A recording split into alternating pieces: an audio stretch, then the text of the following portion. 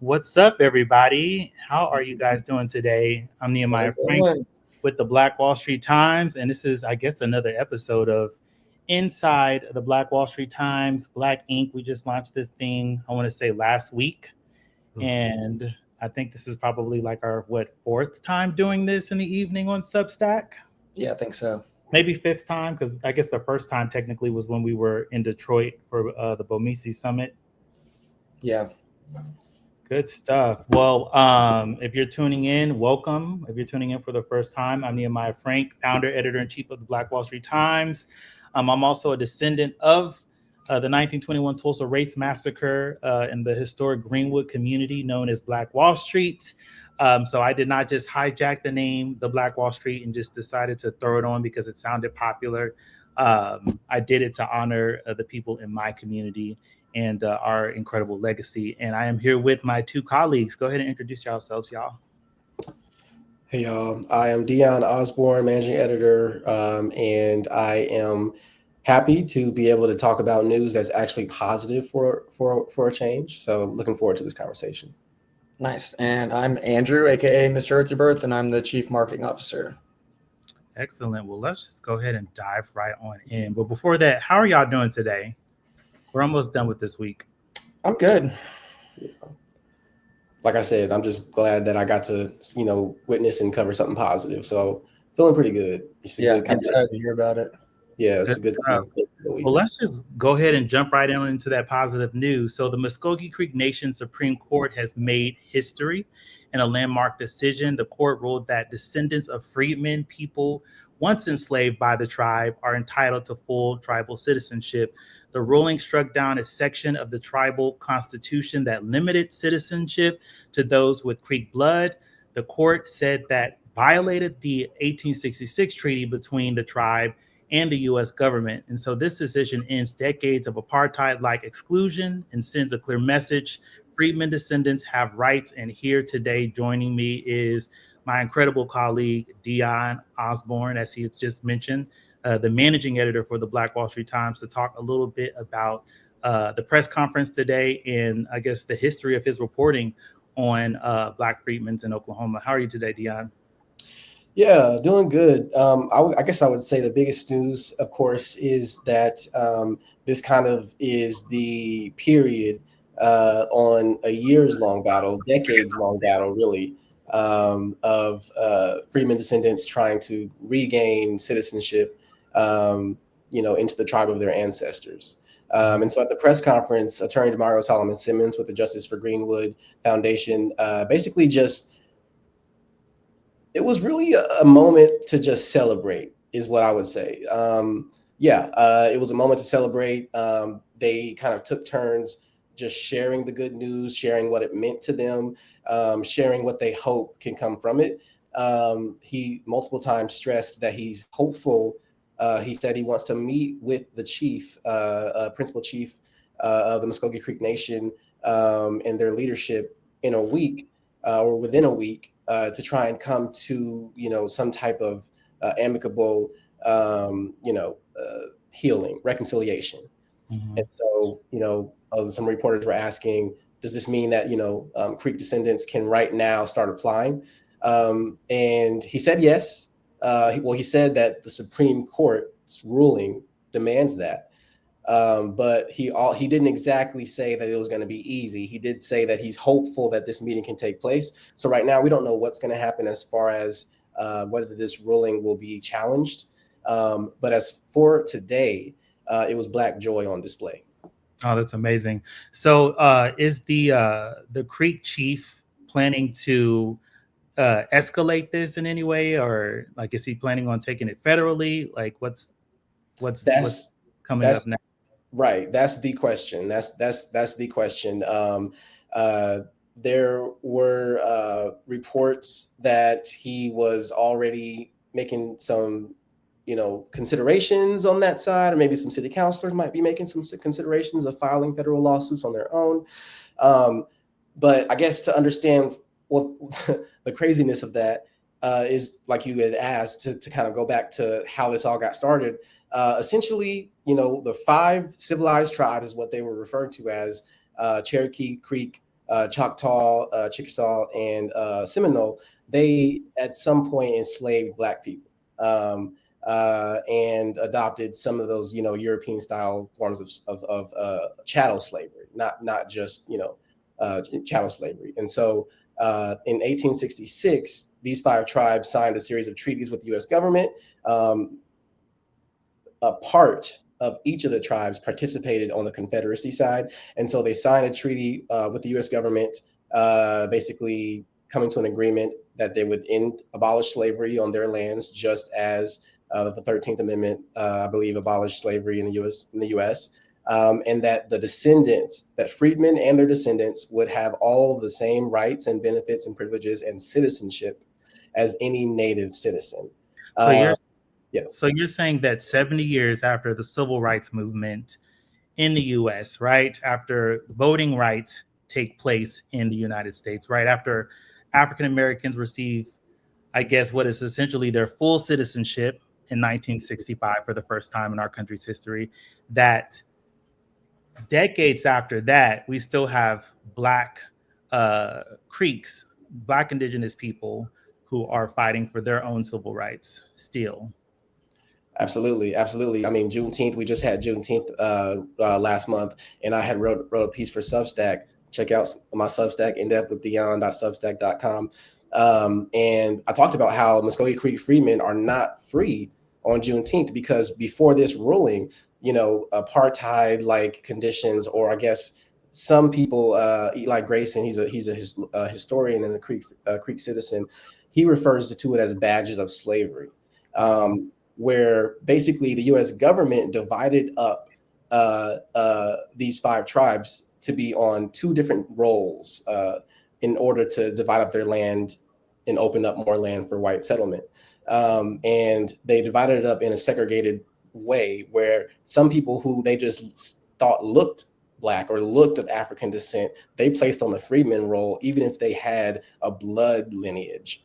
And so basically this ruling struck down the by blood language in the Constitution because in 1979, this last thing, I know I'm rambling, in 1979, the Creek Nation citizens voted for a new constitution that basically eliminated freedmen and descendants from being enrolled. And so this has been over a 40-year fight to restore that. Wow. So we're going to listen to some of that Black joy that happened today and from the press conference. And we're going to start off with Oklahoma State Representative Ronnie Stewart, who is actually a Creek freedman himself. And being in that position, I have the pleasure and the honor of representing numerous Black Creeks. And this has been something that has been fought for, cried over, prayed over for years and for generations. And I knew I was on the right track in my thoughts when I listened to Brother Ron Graham speak, because he said everything I wanted to say. But the one point that I really want to drive home is when he said that this is a victory for the Creek Nation. Mm-hmm. When you, in essence, choose to cherry pick what you want to support from the Treaty of 1866, you weaken the treaty language altogether. You make yourself vulnerable to outside influence and possibly attacks from those that may want to do away with the language altogether. But by sticking to the letter of the law, although there may be a lot of different thoughts and emotions going on amongst different groups of people today, the Creek Nation won. That's right. To strengthen the Treaty of 1866, which strengthens the sovereignty that we so truly hold true to our hearts. This was a victory for the nation, and in the spirit of reconciliation and forging a path forward, I encourage those conversations to happen, and that Chief invites our group to the table, and I would love to be part of that. And so that we can, as a unified nation, move forward and forge a new path, one of reconciliation and one of unity. And that's all I have for you all today. Thank you very much. It's amazing. So he said that it strengthens the Creek Nation. Do you think that the chief feels the same as Oklahoma State Representative Ronnie Stewart? I'm not sure, because I know that his office untagged himself from my Facebook post explaining this decision. But what I do know is that throughout the trial, we were one of the few newsrooms in that courtroom. Which, let me tell you, well, we can get to the hostility, but later. But throughout that trial, the arguments from Attorney Damario Solomon Simmons for the plaintiffs, the Creek Freedmen, were continually the same thing. You can't cherry pick, as a representative said, certain parts of the treaty and choose to amplify Article 1, which reaffirms jurisdiction over much of eastern Oklahoma, but then ignore Article 2, which says those descendants of the freedmen that you freed, yeah, they're citizens too. And so, but the argument on the Attorney General for the Muskogee Creek Nation side was basically tribal sovereignty gives them the right to alter citizenship eligibility as they see fit. And so does the 1979 Constitution reign supreme, or does the 1866 treaty with the U.S. government reign supreme? And what the Muskogee Creek Nation Supreme Court decided was that the 1866 treaty reigns supreme. Wow, that is incredible. Interesting. That takes a lot of courage, for their own judicial system to be able to rule in such a way. So next, we will hear from the lead attorney for the Justice for Black Creeks campaign. You asked a question to him, and let's hear his response. The current plaintiffs with Ron, with your grandmother and Creek descendants for decades. For question for Rhonda and Jeff. Some people on social media are wondering why you would want to fight so hard to re-enter a nation that has fought so hard to keep you out. Why? Is that a question for Rhonda and Jeff? Jeff? Did you hear that? Rhonda, did you hear that? I did hear it. Okay. I have an answer for that. It's no different from the United States enslaved people of African descent. The Creek Nation enslaved people of African descent.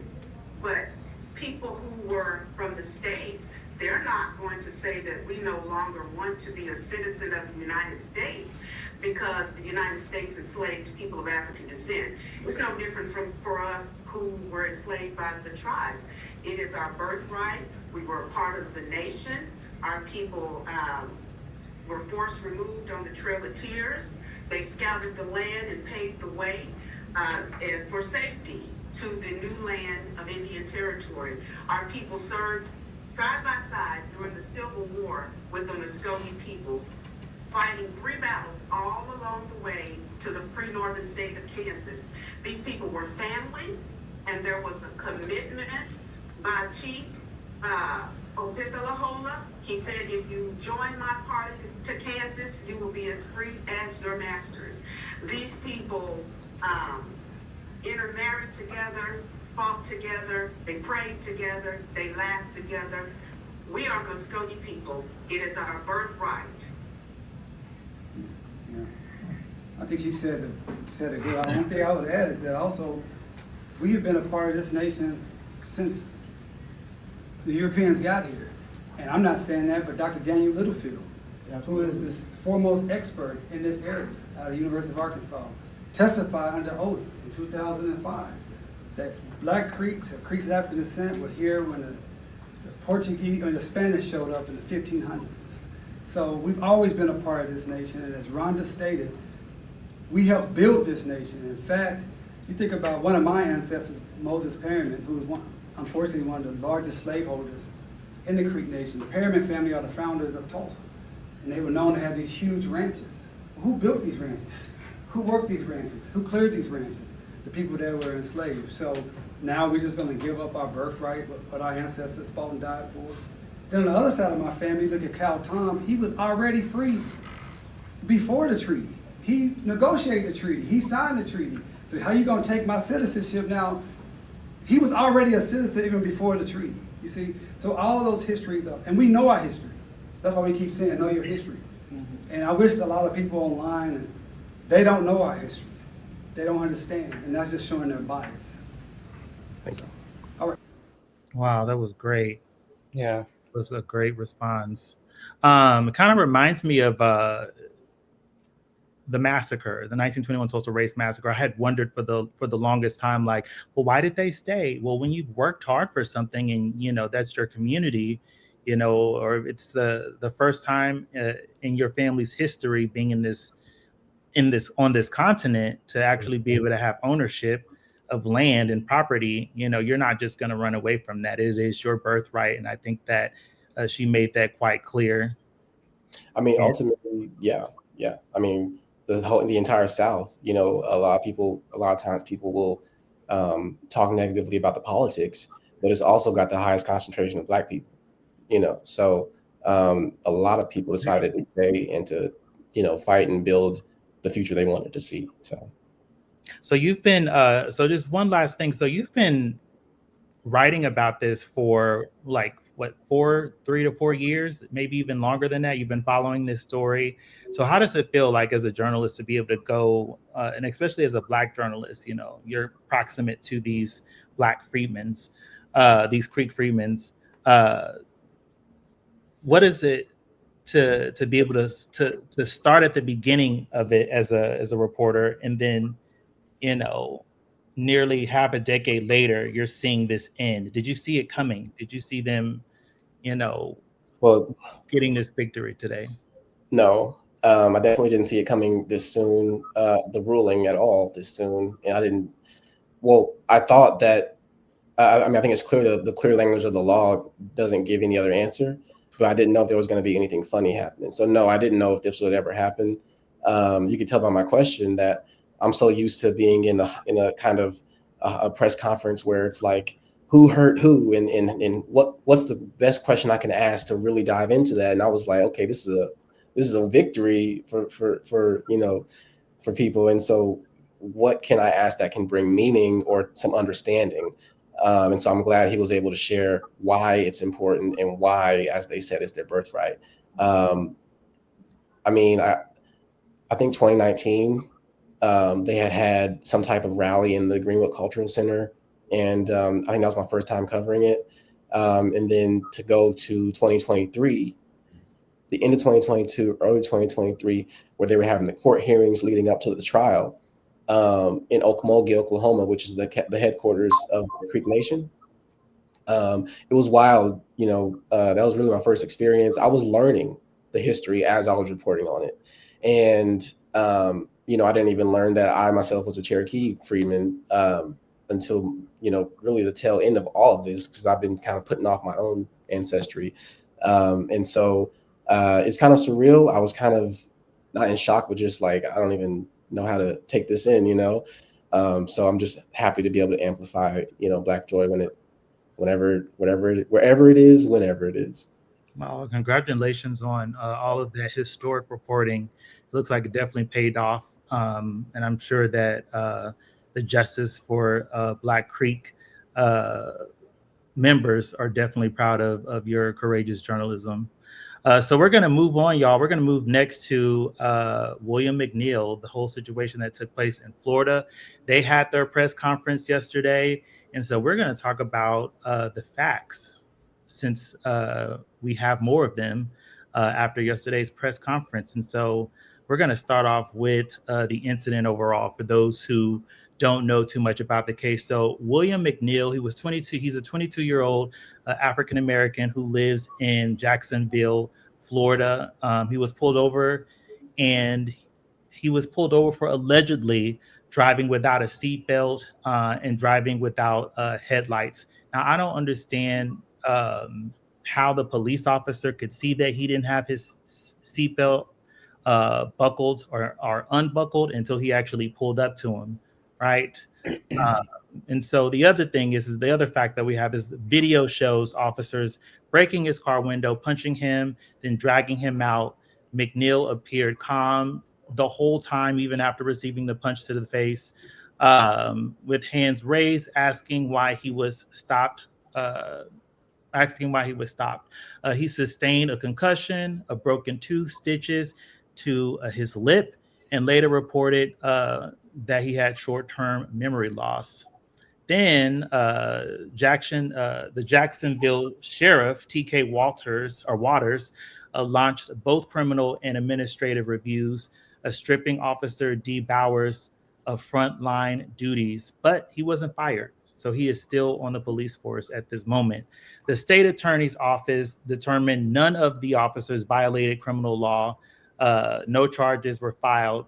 Police claimed that McNeil reached for a knife on the floorboard, but neither dash cam nor body cam footage shows this. McNeil's legal team alleges the claim was fabricated. And I think that that is one of the um, most aggravating parts of this situation is that, I mean, the police essentially they tried to frame him and say that there was a knife. They tried to justify the excessive use of force. Yeah. Come to find there was no evidence of there being a knife or him reaching down for it at all because he had video himself. We talked about that a little bit when we watched the original video, how they set up these framings of it so they can use this plausible deniability later. But from the example of them just pulling him out and how rough they're getting and screaming, "Stop resisting" at the same time when he's very clearly not resisting.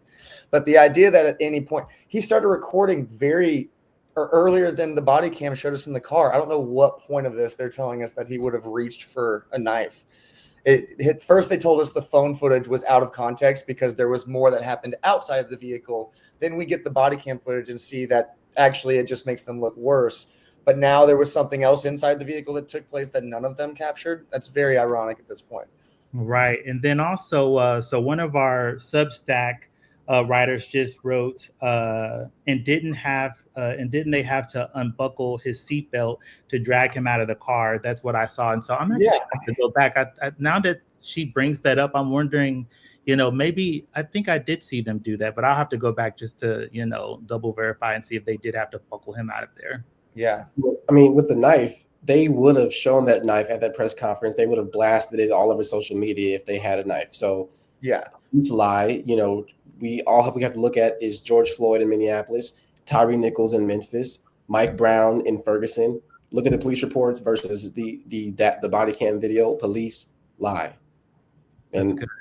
And I'm glad that Attorney Crump was quick to hop on this case because Jacksonville taxpayers are about to pay up.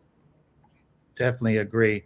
So as far as the video and body camera footage, so here are the facts around that. So McNeil's cell phone footage of the incident went viral, promoting national attention, and body-worn camera footage has since been released showing McNeil initially cooperating, then locking his door before the officers forcibly removed him. The actual punches aren't clearly visible in the body cam footage of the police officers. Luckily, he had his own cell phone footage to be able to capture that. I also want to just make note that the reason why he opened his door in the first place, we learned from watching the video, is because he had said that his driver window could not go down. That was the reason why he opened the door. And then he was met with a harsh tone from the police officers. Yeah. But then he saw another officer walking with his hand either on the gun or had already drawn his gun and was pointing at him. So he didn't feel safe. That was the reason why he shut the door and asked to speak to a supervisor. Another fact is that he actually did roll the window down. He rolled the passenger window down and was speaking with a second officer that was on the scene before a whole bunch of them pulled up. But I also want to make note that there was another vehicle that pulled up, police car, and that car didn't have any headlights on. And so now a lot of people are actually talking about that. All right. So next is the legal fallout of McNeil's statement. So McNeil, represented by attorney Ben Crump and attorney Henry Daniels, has publicly described the incident as traumatic, racially motivated attack. He says he feared for his life and now struggles with PTSD-like symptoms, insomnia, and flashbacks. And I will tell you, as a Black person in this country, and especially as a Black male, I have PTSD when it comes to police officers. If I don't know the police officer, I'm triggered. I'm terrified. Last time we were on, Andrew and I had gone over my own encounter with a police officer in Oklahoma who ended up searching my vehicle. I was terrified the entire time. He kept asking me why I'm nervous. I really wanted to say, because you're a white police officer, I'm in the rural South, And yes, I'm terrified. I have a validated bias, towards, police officer or law enforcement officers because of the history of policing against Black bodies in this country. And the current uh, police killings, honestly, I mean, I see it as sharks. And every once in a while, you meet a good shark that, wants to be your friend and grab coffee every now and then. But for the most part, that's just kind of I guess my PTSD is like whether I'm, broken the law or speeding or not, it's just you don't know who you're going to get. It's the luck of the draw of what kind of demeanor, the history of that officer when it comes to their violence. We have lots of officers who've traded from department to department. So yeah, I get it. And if you're listening out there on Substack or on any of our other social media platforms, feel free to ask a question. We'll read them out and we can have a discussion about them. Yeah. So we're going to continue with the legal fallout of McNeil's statement. So he pleaded guilty to resisting arrest without violence and driving on a suspended license, resulting in a brief jail sentence. Other charges like marijuana possession were dropped. And here's the thing, that they trumped up all of these charges because they wanted to smirch his character, right? This McNeil has never been in trouble with the law ever in his life. He's been described as an outstanding student at a HBCU. He's in the band and is a mentor for kids in his neighborhood. Has never been in any type of trouble with authority. And it's just so interesting, like the police officer that pulled him over would not have known that there was marijuana inside the vehicle, would not have known that his license was suspended. He may not have even known that his license was suspended at the time. Yeah. And he definitely would not have been able to see if he was driving without his seatbelt. So About that. I mean, it doesn't matter whether he had a suspended license or he didn't, whether he had marijuana or he didn't. On Attorney Crump's Instagram kind of video of the press conference, he had a third graphic, lower thirds that said Rosa Parks moment. And when I saw that, I was like, what do you mean Rosa Parks moment? And then I started thinking about it.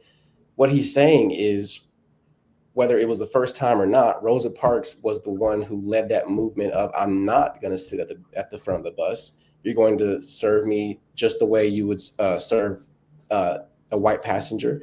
And what he's saying is that McNeil it does not have to abandon his constitutional rights because he's Black. And what I mean by that is, if a white person had asked for a supervisor, they would have got a supervisor. But when a Black person asks for a supervisor, they think, how dare you ask, at least these officers, how dare you? Who are you to tell me what to do? Who are you to request a supervisor? Who are you to exercise your constitutional rights with me? You do what I say and that's it.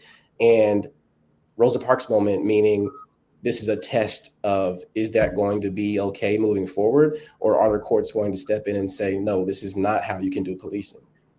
Right. And then Kirshna, she on our Substack, she just said, and why is it that in these situations, not having a driver's license is a slur on a person's character? It's very shady work. Completely agree with that statement. So let's continue. So McNeil and his lawyers have announced a civil rights lawsuit against the Jacksonville Sheriff's Office, citing excessive force and racial bias, and plan to urge the Justice Department to investigate. By the way, Dion, did you get a chance to see what the sheriff, what was his name, Waters, had to say about McNeil's arrest? Remind me, because I try not to. I'd rather read the BS than to watch the BS a lot of times. So you might have to. He pretty much said that none of his officers broke the law at all, and is pretty much blaming McNeil for the excessive use of force. Well, and it comes from the top down. So he's essentially saying that he doesn't believe McNeil has a right to ask for a supervisor. And he's a Black man, by the way, that's saying this, which is extremely shocking. It's really not though, because if you look at Memphis and Tyree Nichols, it was black people who beat him to. It's a good point. You know, I think we forget a lot of times that even in the 60s and in the 90s when NWA was talking about police brutality, a lot of times it was people who looked like us who were beating on us too. That's true. That's good. Let's move to the next one, public and political reaction. So civil rights advocates have condemned the incident, calling for firing of the officer and systemic reform. The case has been likened to modern driving while black scenarios. And you, of course, mentioned that Attorney Crump, as he did in the press conference, mentioned Rosa Parks. Shout out to Attorney Griggs from the Atlanta area. He's also the state NAACP president for Georgia, and he was also at the press conference. He actually spoke. So civil rights advocates are condemning this. The Florida governor, Ron DeSantis, which we already knew he was going to do, backed local law enforcement despite not viewing the video, emphasizing confidence in Sheriff Waters. And then McNeil's attorneys say the official arrest report is inconsistent with the evidence. Seatbelt use is contradicted on the video, and the knife claim is dubious. Any last minute thoughts about this, guys? No, I mean, honestly, like you said, I think the taxpayers are going to end up paying out for this one. And, rightfully, the sad part is it's the taxpayers. I think the bigger issue is there's no repercussions on the police. Like, people should be losing their job for this and not be putting on timeout and then being brought back in to do what they were doing before. I think that's the biggest thing that we know just all too often is not the thing that happens when it comes to holding the cops accountable. So, right. And well, I'm not even gonna say that. I'll leave it with that. Yeah, let's leave it there. Sounds good. So Black America is talking about the William McNeil police brutality video. But some of us in the rest of the country, they're talking about Jeffrey Epstein. This is still the saga that is hitting major news waves, which is one of the reasons why we haven't really been talking about it, because everybody else is talking about it. But we know that some folks that are watching probably want to hear a little bit about what that update is. Andrew, do we have an update about Jeffrey? I mean, it's changing moment to moment. If you've paid attention the last couple of days, it's pretty much been confirmed at this point that the Attorney General, Pam Bondi, had alerted Trump back in the spring that he was in the files. As for the last couple of days, as we found out on our last live stream, that they were going to be recessing early. So the full vote of going through and actually, getting this disclosed to the public is going to be delayed for, sounds like, at least 2 months. Obviously, there's still been some pressure from some people to make sure this gets out. There was the original vote in the House that had 3 Republicans participate on it, wanting to push those files out. But as for whether it happens is still up to the Senate, from my understanding. So obviously, as we said before, I don't think anybody's surprised that he's in it. We're also not surprised that there's people on both sides in it. And for anybody that's always kind of trying to make this a partisan situation, this seems like a very simple one to unite everybody on the fact that we want to hold people accountable. This is a top-down problem. As we've said all too often, this is not a left-right problem. This is a focus on the people at the top and people taking advantage of people and manipulating lives. And it's not about one person. It's not about Bill Clinton. It's not about Donald Trump. It's about anybody who has been complicit in this happening. And we've all known it has happened. We know there's a client list. We know that evidence is there. The gaslighting isn't going to work. It's time to just show us what's in it. So, right. That's good. Well, he's counting on that 2-month recess to blow over and hope that this Obamagate nonsense is going to be enough to get him through this moment. Yeah, I mean, for every racist out there that's really going to fall for that dog whistle at this point again, it's such an insult to anybody with 2 brain cells at this point. We get it. You hate Obama, but let's be real. If that's enough to distract you at this point, step aside and let us pay attention to what's actually in these files so we can hold people accountable. Well, yeah, I mean, I agree. I think that it's their last playbook because they know it's worked since Bacon's Rebellion. oh, let's just throw racism into it, and these people who should all be together will stay divided while we, do what we do. But I think that maybe this time there will be a break and there will be a crack in like the zeitgeist or whatever. Good stuff. Well, hey guys, we don't have much time left. But before we let you go, and before I give the last report, we are a few paid subscribers away from reaching 200 paid subscribers on Substack. I think we're probably still in the top 30 for news on Substack, which is absolutely remarkable considering the size of our newsroom and where we're located, and rooted in Tulsa, but speaking to the world. But if you want to, if you're feeling charitable and you want to help this Black-led and Black-owned newsroom be successful, please donate. You can donate for $8 a month, or you can pay $80, which will save some money and you'll help power our stories. Or you can do $250 and make yourself a founding member for our Substack. Every dollar literally helps us continue this work. We know, as you know, media is under attack. Recently, PBS and NPR have had their funding slashed because of the federal government, and they're at risk of closing. And so a lot of those people will need jobs as well. And so hopefully we'll be able to be in a position to provide for some relief for some of them. Yeah, I mean, at the press conference, the last thing I'll say at the press conference, I was sitting next to a journalist from a local, NPR station, and he was telling us about how the cuts are already impacting them, and luckily they've had a greater amount of contributions from listeners in a response, and so we're independent media. And we don't have all the resources that public and nonprofit media has. And so we definitely be grateful for all the support that you can give for sure. Also, another plug, we are fiscally sponsored by Report for America and Ground Truth Project. So you can make a tax deductible donation as well. But also, if you donate, we're actually having a contest right now. We don't know who this person is going to be, but whoever becomes our 200 subscriber will get a mug. And I just opened it, so that's probably the reason why you guys heard all of that. It is a Black Wall Street Times mug from our digital store. Ooh, I feel so special actually getting this thing. It looks really nice. Came out really, really nice. Yeah. But I will be putting some tea in this later today and probably sitting on my patio. But yes, look how nice that mug is.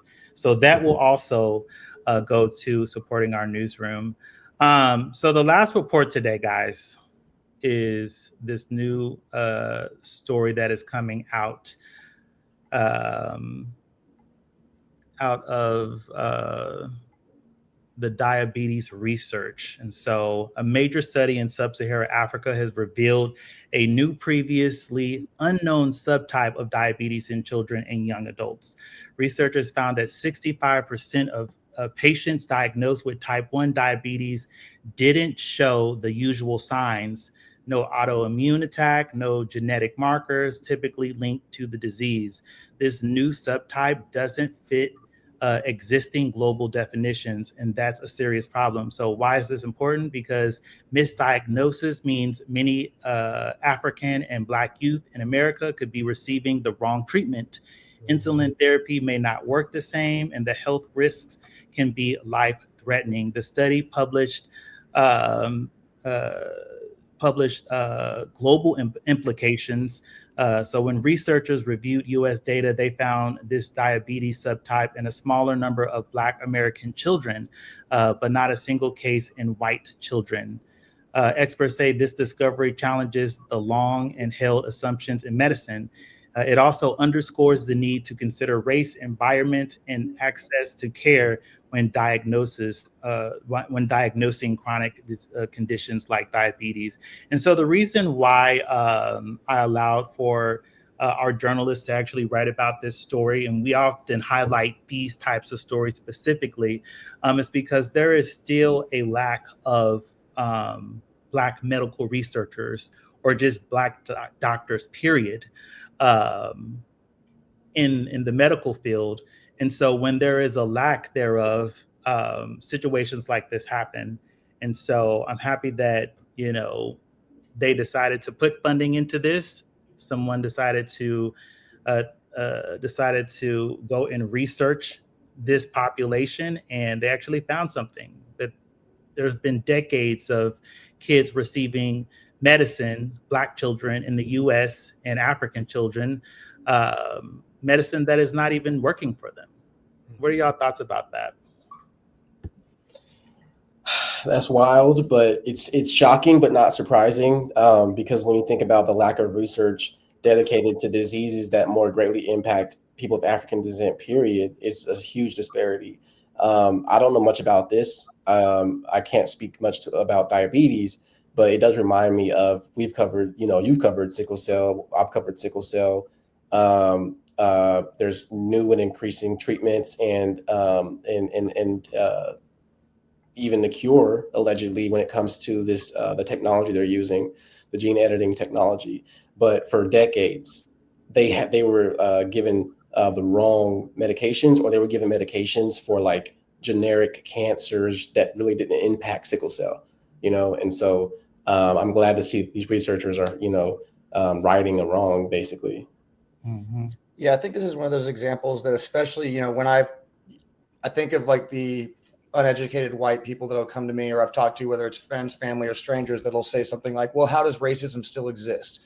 And again, so many of these people want to think that it can be just purely malicious, rather than just something like this that is systemic, just not having the right data, not having enough resources put into the science to make sure we take care of people where they need to be taken care of, how they need to be taken care of. And I think when you take a general broad swath approach to medicine, especially in healthcare or even education, then this is the type of stuff that gets overlooked. So obviously this is somewhat good news that we've found this out now, but it's also something that we know isn't the only example of this. This is all too common in the medical world when it comes to people of color, or especially women in different categories, depending on what you're looking at. Wow, that's a really, really good point. And they are lighting it up on Substack with those hearts because they like what you guys are saying. There is one more point that I wanted to make. So if you think about recently, the House and Senate, Congress passed this huge budget bill that does lots of cuts to mega cuts, actually, to medical research. There's been a continuous attack on DEI or CRT, and continuous attacks on affirmative action. And as a matter of fact, affirmative action is actually up, for discussion on the U.S. Supreme Court, and could be overturned. And so you think that that type of funding is what made this story possible, this discovery possible. So hundreds of kids, thousands of kids are actually going to be able to have their lives saved because they're going to be able to get the right medicine to keep them alive, and including adults, right? And so those funding cuts are going to create a deficit for this type of research. Any last thoughts, y'all? Because we're wrapping it up.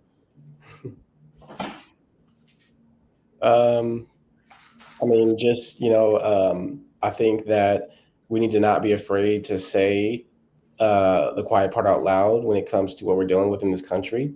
And whether it's police brutality, whether it is discrimination on tribal lands, or in the U.S., with fascist ICE raids, I think we need to be willing to say what we need to say. And as journalists, I think there needs to be more outspokenness calling out these attacks against the Constitution, because what are we here for if we're not here to preserve democracy? Good stuff, Andrew.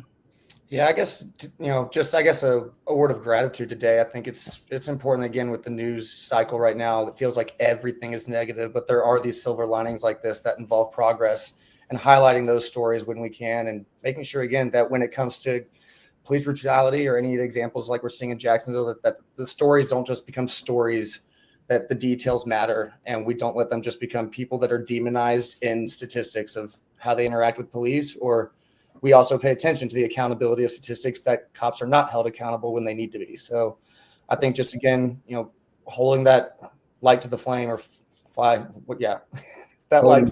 I don't know how you say it. It's a bad analogy, but yeah, you get the point. But being the light of truth, I guess, is the point, and just making sure we hold people accountable and then hold ourselves accountable as well.